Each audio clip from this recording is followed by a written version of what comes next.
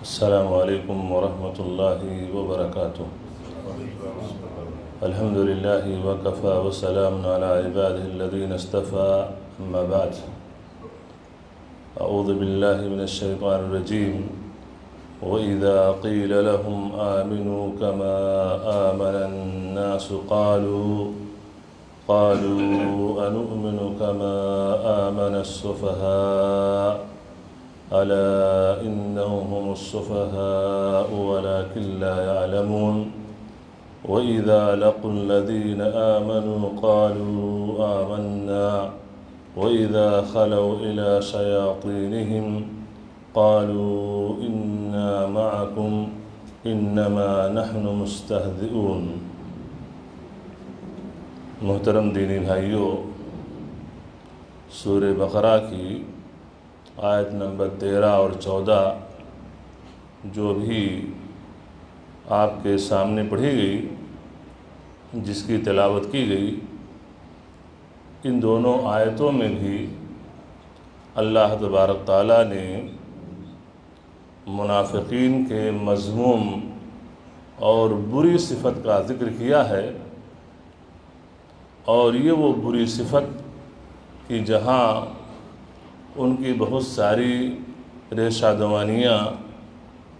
اسلام اور اہل اسلام کے خلاف ہوتی تھیں، انہیں چیزوں میں سے ایک چیز یہ کہ یہ صحابہ کرام رضوان اللہ علیہ مجمعین کو یہ بیوقوف اور نادان سمجھتے تھے۔ اور یہ بہت بڑی جسارت کہ صحابہ کرام رضوان اللہ علیہ مجمعین جو ایک چنیدہ لوگ تھے، نبی کریم صلی اللہ علیہ وسلم کے ہاتھوں پر مشرف با اسلام ہوئے تھے، اور جن کی منقبت میں اللہ تبارک تعالیٰ نے آسمان سے قرآن کریم کی بہت ساری صورتوں کے اندر، بہت ساری آیتوں میں اللہ تبارک تعالیٰ نے ان کی فضیلت اور ان کی منقبت کو بیان فرمایا، اور یہاں تک کہ ان صحابہ کرام کو یہ تمغہ اللہ کی طرف سے مل گیا کہ رضی اللہ عنہم ورضوا عنہ، یہ وہ صحابہ کرام کی جماعت ہیں کہ اللہ ان سے راضی ہو گیا، اور یہ صحابہ کرام اللہ تعالیٰ سے راضی برضا ہو گئے۔ لیکن اس کے باوجود یہ منافقین یہ ان صحابہ کرام کو یہ بیوقوف کہا کرتے تھے۔ چنانچہ اللہ تبارک تعالیٰ نے فرمایا وَإِذَا قِيلَ لَهُمْ آمِنُوا كَمَا آمَنَ النَّاسُ، اور جب ان سے کہا جاتا کہ ایمان لاؤ جیسے لوگ ایمان لائے، لوگوں سے مراد یہاں صحابہ کرام ہے کہ تم ایمان لے آؤ جیسے صحابہ کرام ایمان لا چکے اور دائرہ اسلام میں داخل ہو گئے، تو قالو یہ کہتے تھے انؤمن کما آمن السفہاء، کیا ہم ایسے ایمان لائیں جیسے یہ بیوقوف لوگ ایمان لے آئے، یعنی صحابہ کرام کو یہ بیوقوف کہتے تھے۔ الا انہم هم السفہاء ولکن لا یعلمون، خبردار بے شک وہی بیوقوف ہے۔ یہ منافقین جو صحابہ کرام کو بیوقوف کہتے ہیں، حقیقت میں بیوقوف یہ منافقین ہیں، ولکن لا یعلمون، لیکن وہ جانتے نہیں۔ وَإِذَا لَقُوا الَّذِينَ آمَنُوا قَالُوا آمَنَّا، یہ منافقین جب یہ ایمان والوں سے ملتے تھے، ان کی ملاقات مومنوں سے ہوتی تھی، تو یہ کہتے پھرتے تھے آمنا، ہم ایمان لائے، ہم بھی مومن ہیں، ہم بھی ایمان لانے والے ہیں۔ وَإِذَا خَلَوْا إِلَى شَيَاطِينِهِمْ، اور جب یہ اپنے شیطانوں سے تنہائی میں ملتے تھے، یہاں شیاطین سے مراد ان کے رؤساء اور ان کے بڑے لوگ ہیں، یعنی چاہے وہ کفار میں سے ہوں یا یہودیوں میں سے ہوں جو سرگنے ہوتے تھے، جب ان سرگنوں سے اور ان لیڈروں سے ان کی ملاقات ہوتی تھی، ان سے تنہائی میں ہوتے تھے، تو کیا کہتے تھے؟ قالوا انا معکم، تو یہ کہتے تھے بے شک بلا شبہ ہم تمہارے ساتھ ہیں۔ انما نحن مستہزئون، ہم تو صرف مذاق اڑاتے ہیں، یعنی یہ صحابہ کرام کی جماعت میں ہم ہیں، اور یہ ہے کہ ہم اسلام کو تو ظاہر کرتے ہیں، لیکن کیا ہے یہ بس اوپر ہی سے ہے، ہم ان لوگوں کو بیوقوف سمجھتے ہیں، یہ بیوقوف ہیں بھی، نادان ہیں بھی، اور ہم تو صرف ان کا مذاق اڑا رہے ہیں۔ حقیقت میں دلی طور پر ہم تمہارے ساتھ ہیں، ہمارا تعلق، ہمارا لگاؤ جو کچھ ہے وہ تمہارے ساتھ ہے، یہ تو بس اوپر سے دکھاوا ہے، اور یہ بیوقوفوں کے ساتھ ہم مذاق اڑاتے ہیں۔ تو غور کرنے کی بات ہے کہ یہ منافقین، ان کی ریشہ دوانیوں سے صحابہ کرام کی جماعت بھی محفوظ نہ رہی۔ جہاں یہ اسلام کو دھوکہ دیتے تھے اور اسلام کے خلاف بغض اور حسد کو دل کے اندر چھپائے رہتے تھے، وہیں پر ان کی ایک بڑی جسارت کہ یہ صحابہ کرام کو یہ بیوقوف سمجھتے تھے۔ حالانکہ یہ بہت بڑی جسارت ہو گئی۔ وہ صحابہ کرام جن کے بارے میں اللہ کے رسول صلی اللہ علیہ وسلم نے، جن کی منقبت میں صحیح بخاری کی وہ حدیث موجود ہے کہ لا تسبوا اصحابی لو انفق احدکم مثل احد ذهب ما بلغ مد احدهم ولا نصیفا۔ لا تسبوا اصحابی کہ اللہ کے رسول صلی اللہ علیہ وسلم نے فرمایا کہ میرے صحابہ کو تم برا بھلا مت کرو، ان کی شان میں گستاخی مت کرو، ان کا انسلٹ مت کرو۔ کیوں؟ تم میں سے کوئی اگر احد پہاڑ کے برابر سونا، یہ گولڈ اللہ کے راستے میں خرچ کر دے، اور وہ سونا 100-200 گرام نہ ہو، احد پہاڑ کے برابر ہو، گولڈ اور سونا تم میں سے کوئی اللہ کے راستے میں خرچ کر دے، اور یہ صحابہ کرام کی جو جماعت ہے، یہ جماعت انہوں نے 1 مد یا آدھا مد یہ غلہ اللہ کے راستے میں خرچ کیا ہو، 1 مد آدھا مد، یہ مد اس وقت ناپنے کا پیمانہ ہوتا تھا، یعنی 1 کلو آدھا کلو کہہ لیجیے اپنی زبان میں، کہ اگر یہ معمولی سا غلہ کھجور، یہ غلہ انہوں نے اللہ کے راستے میں خرچ کیا ہو، اور ان کے بعد آنے والے لوگ اگر احد پہاڑ کے برابر سونا بھی اللہ کے راستے میں خرچ کر دیں تو ان کے اس معمولی صدقے کو نہیں پہنچ سکتے، ان کے اس مقام کو نہیں پہنچ سکتے ہو۔ پہاڑ کتنا وزن ہوتا ہے اس کا اندازہ کوئی لگا سکتا ہے؟ کہ پہاڑ سامنے کہیں یہ 20 ٹن ہوگا، 40 ٹن ہوگا، 100 ٹن ہوگا، پہاڑ کا وزن کتنا ہے یہ ایسی مخلوق ہے، اس کا علم صرف اللہ کو ہے۔ ایسے ہی آپ احد پہاڑ کو دیکھیے، جو لوگ حج عمرہ کے لیے گئے ہوں گے، جنہیں حج عمرہ کی سعادت نصیب ہوئی ہوگی، اور وہاں جاتے ہیں جہاں پر احد کی لڑائی پیش آئی تھی، احد پہاڑ کے دامن میں انہوں نے دیکھا ہوگا کہ احد پہاڑ کتنا لمبا ہے، کتنا اونچا ہے، یعنی کھڑے ہو کر کے دیکھیے۔ آج بھی اگر جائیے تو دیکھیے کہ اس وقت صحابہ کرام جو ہزاروں کے مقابل میں تھے، اور صحابہ کرام کی تھوڑی موڑی جماعت تھی جو ان سے برسر پیکار تھی، اس وقت کا حال کیا ہوگا؟ تو وہ پہاڑ اپنے آنکھوں سے دیکھیے کہ کئی کلومیٹر لمبا وہ پہاڑ ہے، کتنا اونچا۔ اللہ کے رسول صلی اللہ علیہ وسلم نے فرمایا کہ وہ خود پہاڑ کے برابر سونا تم اللہ کے راستے میں خرچ کر دو۔ لیکن ان صحابہ کرام کے جنہوں نے 1 مد یا آدھا مد معمولی سا غلہ، جو، کھجور یہ اللہ کے راستے میں خرچ کیا ہو، ان کے برابر تمہارا وہ صدقہ نہیں پہنچ سکتا ہے۔ یہ وہ صحابہ کرام جن کی منقبت میں اللہ تبارک تعالیٰ نے قرآن کریم کی آیت نازل فرما دی کہ رضی اللہ عنہم ورضوا عنہ، اللہ ان سے راضی ہو گیا اور یہ صحابہ کرام اللہ سے راضی ہو گئے۔ یہ وہ صحابہ کرام جن کو اللہ کے رسول صلی اللہ علیہ وسلم نے اپنے زبان سے جنت کی بشارت دی ہو کہ اے فلاں اے فلاں اے فلاں تم جنتی ہو، اور یہ ان کی فضیلت، یہ ان کی منقبت اللہ نے قرآن میں بیان فرمائی، نبی کریم صلی اللہ علیہ وسلم نے حدیث میں بیان فرمائی، اور اللہ تعالیٰ نے مزید فرمایا کہ فَإِنْ آمَنُوا بِمِثْلِ مَا آمَنْتُمْ فَقَدِ اهْتَدَوْا فَإِنْ آمَنُوا بِمِثْلِ مَا آمَنْتُمْ فَقَدِ اهْتَدَوْا، اگر لوگ ایسے ایمان لائیں جیسے تم ایمان لائے ہو، فَقَدِ اهْتَدَوْا، تو وہ لوگ ہدایت یافتہ ہیں۔ یعنی اللہ تبارک تعالیٰ نے صحابہ کرام کے ایمان کو ایک معیار قرار دیا کہ لوگوں کا ایمان جب صحابہ کرام کی طرح سے ایمان ہوگا تب سمجھو کہ وہ ہدایت یافتہ ہیں، ورنہ وہ ہدایت کے راستے پر نہیں ہیں۔ تو اب کتنی بڑی فضیلت ہے کہ اللہ تعالیٰ ان صحابہ کرام کی ایمان کی گواہی دے رہا ہے کہ ایمان تمہارے ایمان کا اگر کوئی مقام ہوگا، کوئی مرتبہ ہوگا، تمہارا ایمان سمجھا جائے گا تو اس وقت سمجھا جائے گا کہ تمہارا ایمان صحابہ کرام کے ایمان جیسا ہو۔ لیکن یہ منافقین تھے، ان کی شرکسی تھی اور ان کی ہٹ دھرمی تھی۔ یہ تمام آیتیں نازل ہو رہی ہیں، اپنے کانوں سے سنتے بھی ہیں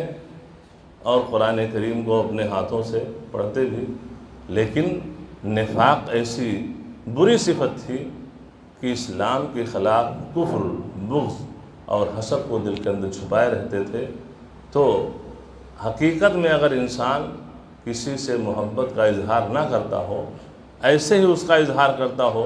لیکن دل میں کچھ اور ہو،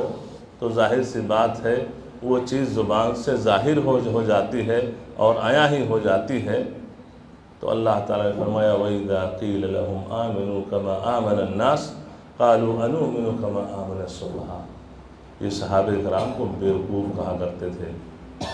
اللہ تعالیٰ نے فرمایا کہ صحابہ کرام کی جماعت بیوقوف نہیں ہے، حقیقت میں بیوقوف یہی ہے، لیکن اس کو یہ سمجھتے نہیں ہیں، ان کو اس کا علم نہیں ہے۔ بیوقوف کیوں کہتے تھے؟ آج بھی بہت سے ایسے لوگ ہیں جو ایسے مصلح لوگوں کو، جو دین کے بحی خواہ ہیں، دین کی نشر و اشاعت کرنے والے ہیں، اپنا وقت دین میں لگاتے ہیں، صبح و شام قرآن کا پڑھنا پڑھانا، دعوت تبلیغ، مولوی تو کیا، ان کو تو صرف بس فتوے سے مطلب حرام حلال جائز ناجائز، ان کو اور کیا پتہ دنیا میں کیا، اور ان کو کچھ معلوم ہے؟ یہ کہتے ہیں کہ نہیں کہتے ہیں لوگ؟ اور کون کہتے ہیں؟ رام چرن، ہری رام، رام سنگھ اور فلاں سنگھ نہیں کہنے والے ہوتے، وہ تو ان کا مسئلہ الگ ہے، وہ تو کہتے ہی بکتے ہی ہیں، اور بکے ان کا بکنا بھی کوئی وہ نہیں ہے۔ یہ کہنے والے وہ لوگ ہیں جو ہمارے اور آپ کے درمیان رہتے ہیں، کلمہ گو ہیں، عبداللہ ہیں، ابراہیم ہیں، اسماعیل ہیں، خلیل ہیں۔ یہ لوگ جو دہریہ ٹائپ کے ہوتے ہیں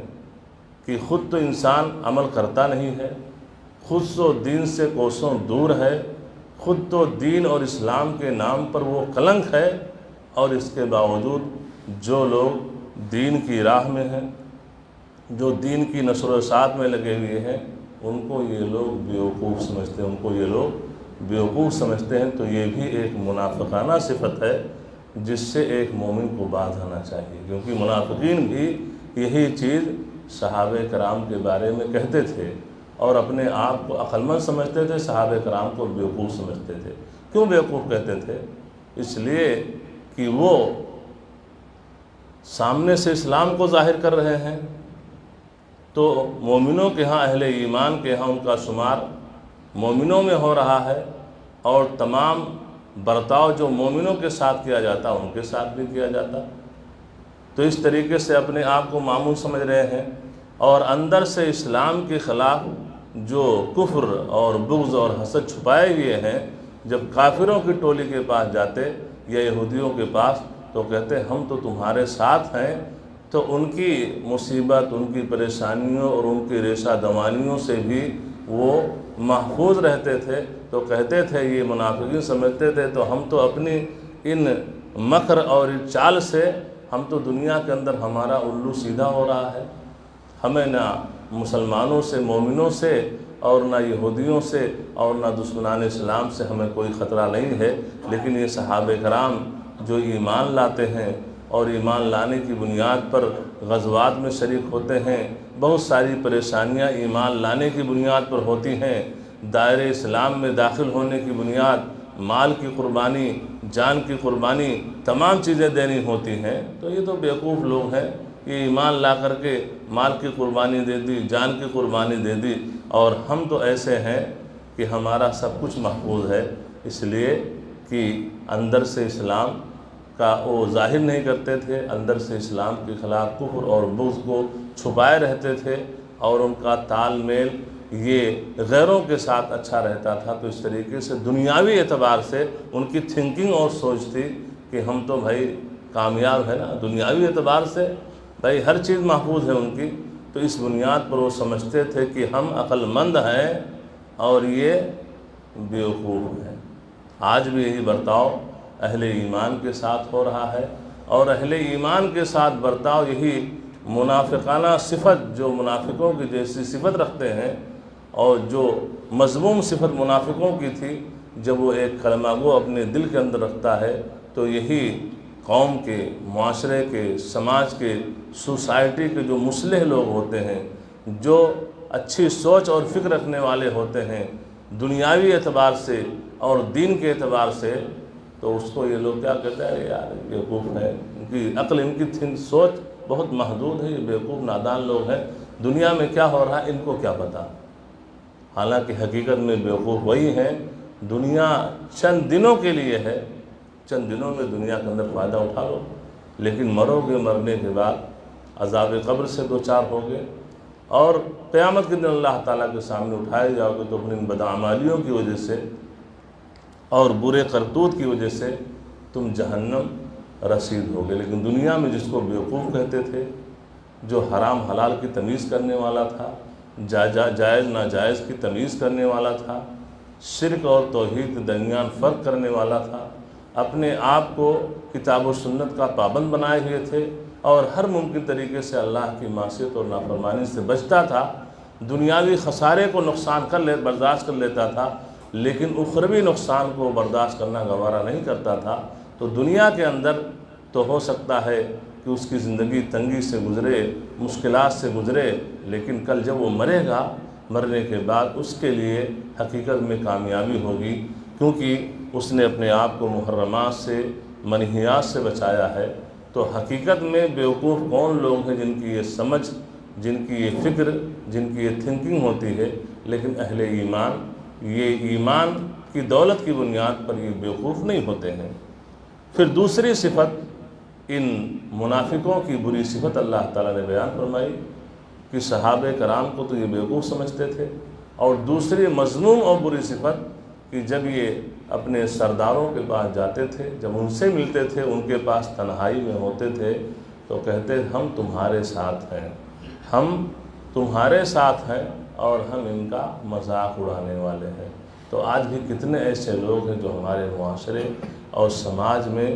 جن کے اندر یہ مذموم صفت اور یہ برائی ہوتی ہے۔ دو فریق ہیں،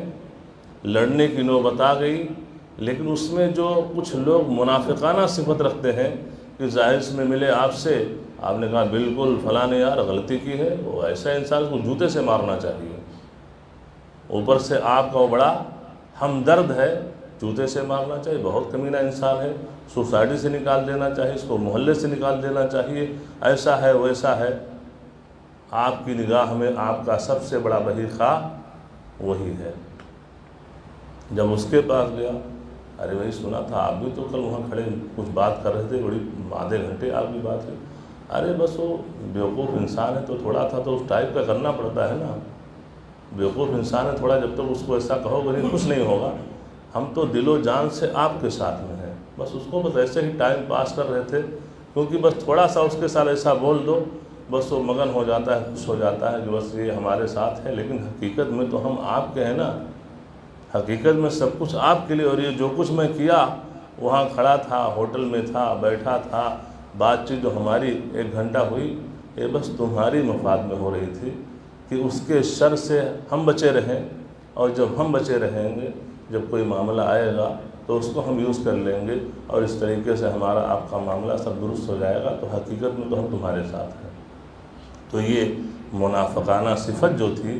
یہ بری اور مذموم صفت جو اس وقت منافقوں کے یہاں تھی، آج بھی اس منافقانہ